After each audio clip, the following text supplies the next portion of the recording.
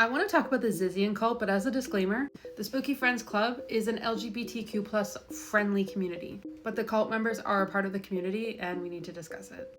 Most cults attract people who are looking for a purpose or a place where they belong, and this cult is one of those very niche cults. This cult seems to be okay with murdering humans, but they are militant vegans.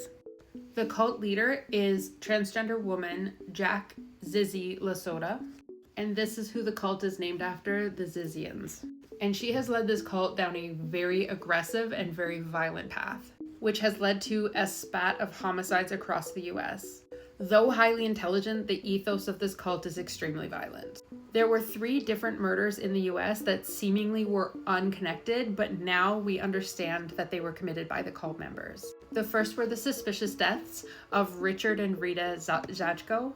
So December 31st, 2022, New Year's Eve, they were found dead inside their home from what investigators initially thought were a murder-suicide.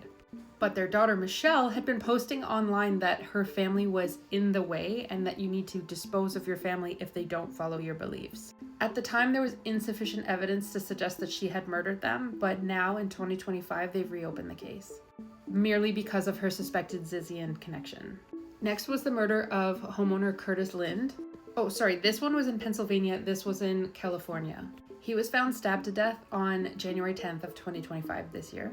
Zizian members who rented from him were in a dispute because they refused to pay rent and he was pushing for them to obviously pay their rent. And that is when Michelle Zajko and Daniel Blank allegedly committed that murder.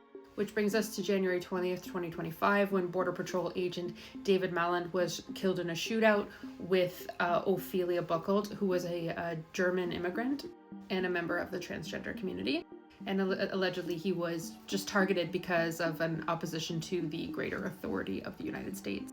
So the cult is definitely against any government body and they are attacking in that state. All of the murders coincide with the founders' beliefs, a sense of higher purpose that is bizarrely powered by AI. They believe in timeless decision theory, which I post about in my blog in detail. And as I mentioned with cults, there's a lot of social deprivation, sleep deprivation, and isolation. For now, authorities are still investigating the full extent of this cult's activities and possible crimes that they might be committing, and we will just wait and see. The Zizian movement has some real-world consequences that are costing lives.